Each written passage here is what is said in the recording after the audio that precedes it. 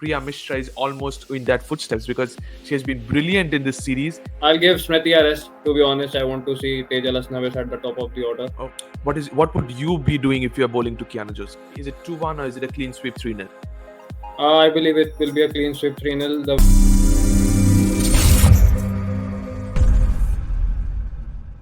India have sealed the ODI series against the women in maroon, but India can do some experiment in the third ODI, but West Indies cannot do at any circumstances because they have 4 games left now in their ODI cycle, and they have to win all 4 of them to have an automatic qualification in the Women's Championship. I have Deepu with me. Deepu, welcome to the show. Talk us through that performance of India women in the second ODI.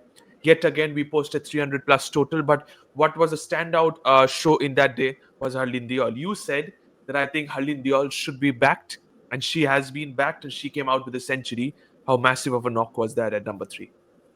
It was a crucial knock given that we are in a transitional phase now. We are blooding in youngsters since the T20 World Cup debacle, and obviously we are not doing that well in the ODI format too. So yeah, it's great news that Harleen Deol is now picking up her responsibilities, and along with Smriti is back in form, which is showing Yep. maturity at the crease, even if it's for a little bit of time. Harmanpreet also doing her bit. So yeah, I think we are doing well, but need to do this against the top nations as well come the World Correct. Cup. Absolutely, that is very very important because we have to do it against the top nations when it comes to the ICC tournaments. But talk us through those performances. We said about Harleen Deol's 115, but first of all, as a unit, if you talk about joint highest ODI total 358. So wonderful opportunity, wonderful performance as well by the woman in blue. Starting right from the top, Pratika Rawal, she was looking so confident here in the second ODI. Smriti Mandana yet again a 50. Then we come down. You had Jemima, you had Harleen Deol, all everyone contributed, everyone chipped in with runs and 358 joint highest total. I think that's something you need to take away from this ODI series. Yeah, it is a refreshing thing to be honest, given that we were struggling a few days back in Australia to even post 250 odd, and now suddenly posting close to 360. So yeah, a great change. Obviously, there is a different bowling attack, different conditions, but I think what we are looking forward to is looking for a change, and I think that has begun. So yeah, it's the great news, but again, it just looks upon how we perform against teams like Australia, New Zealand, and all that stuff. So yeah, really happy to see the change, but we need to build forward from it.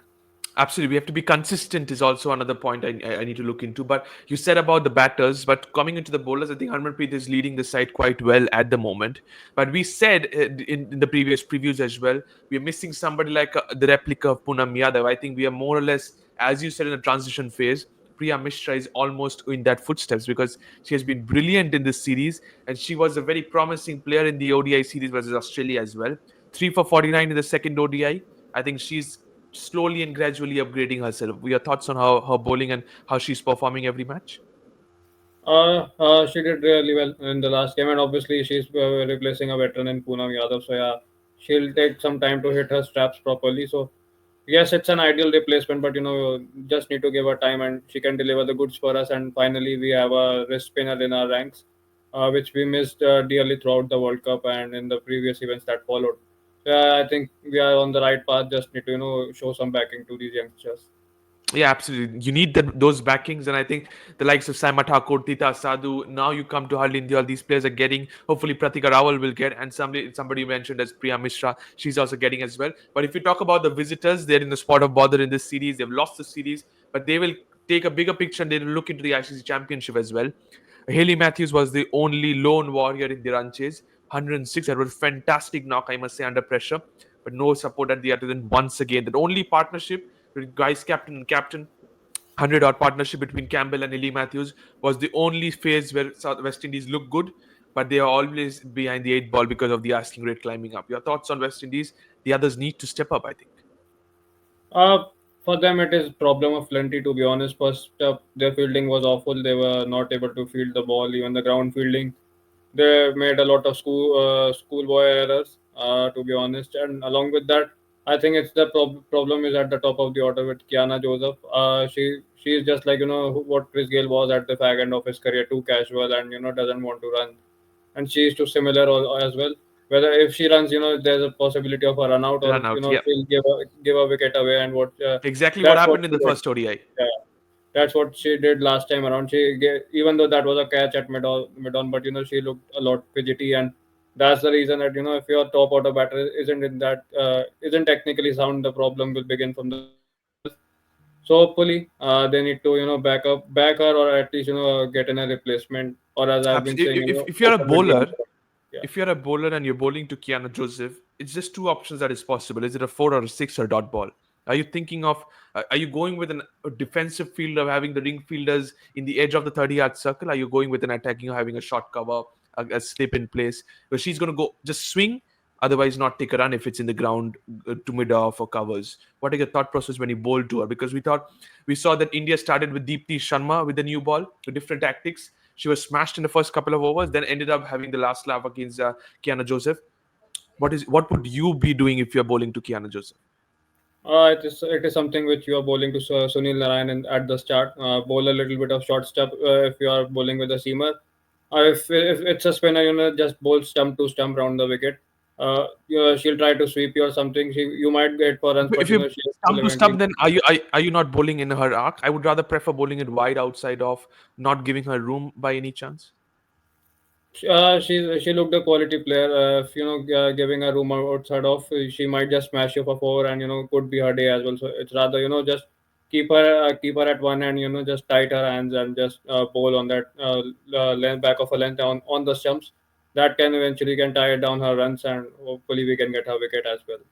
Okay, so fair enough. Your tactics for Kiana Joseph seems to be okay. Nerissa Crafton, I think she was not given the ball, but she looked a little bit okay with the bat, but that was not for long at the moment. But the rest of the players, the senior Effie Fletcher, then you have Karishma Amranak, they need to step up in these conditions in Indian soil. Your spinners are coming into play. We'll see that. But moving on to the players to watch out for, Deepu.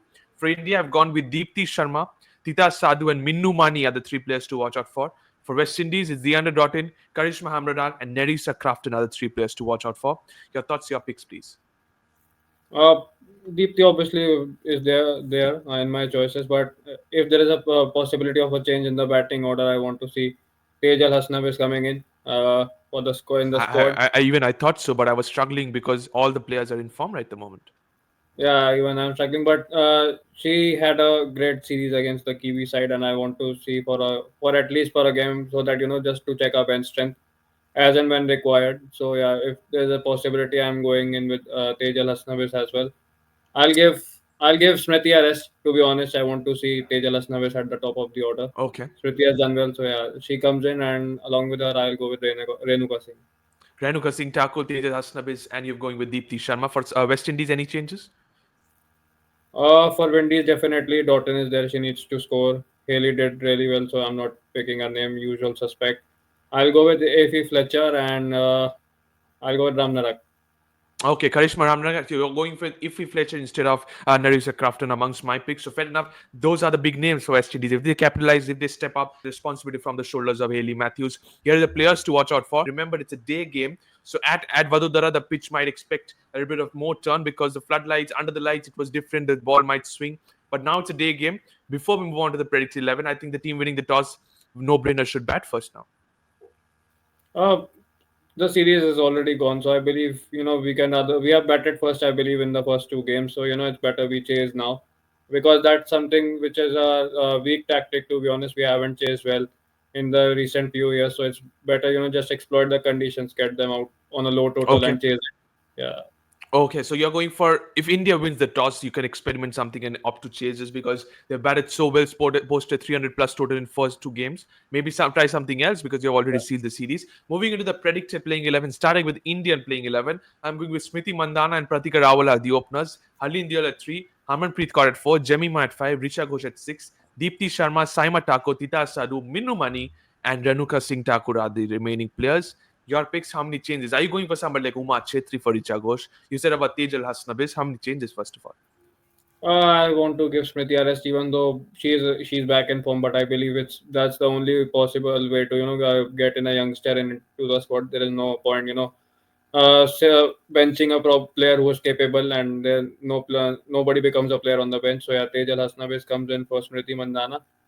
And rest of the line, I think I'll go with Richa as well. She hasn't played much games since her board exams break, so I believe she needs to spend more time on the field. Okay, so you're continuing with Richa Ghosh instead Yeah. of Uma Chetri, and also are you agreeing with Minnu Mani in place of? I've gone with Priya Mishra. I've dropped her because she's looked good. Like to like replacement. Are you going with her? Yeah, Minu Mani also, she's a great fielder and we need good fielders on the field. So yeah, I'll go with her.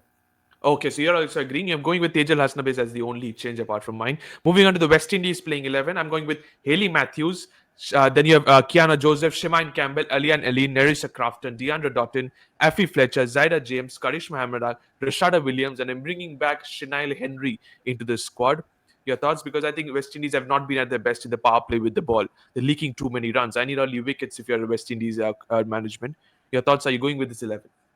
I'll pick up the same 11, but I'll make some changes in the batting order. I want Deandra Doughton to open with Haley Matthews, and You've said this, I yeah. want to drop Kiana Joseph to three at least. Given the fact we need for West Indies, it's all on their experienced batters to do it. So along with Haley, I think Doughton can come into the party, and that will be a big boost for them, and obviously will scare the Indians as well, given that both are very attacking. So yeah, I'll open with Deandra and with Haley Matthews, and Kiana comes in at three. Okay, so you're going with the two experienced guns at the top of the order. You said about Kian at number 3. We'll see that. Predictions time now, ladies and gentlemen. Predictions time, Deepu. 2-0 is what the score line is as of now. Moving into the third ODI, is it 2-1 or is it a clean sweep 3-0? I believe it will be a clean sweep 3-0. The West Indies haven't looked at all good in this series, but still, given the fact we can't underestimate an opposition, I'll go with 60-40 in favor of India. 60-40 in favor of Team India. Okay, fair enough. Thank you so much, Deepu. Thank you to all the viewers for watching this video. It's India woman versus West Indies woman, 27th December, 9:30 a.m. live action. It's a day game. Don't forget to subscribe to the Fifth Umpire. Press the bell icon as well. Thank you so much, and bye-bye.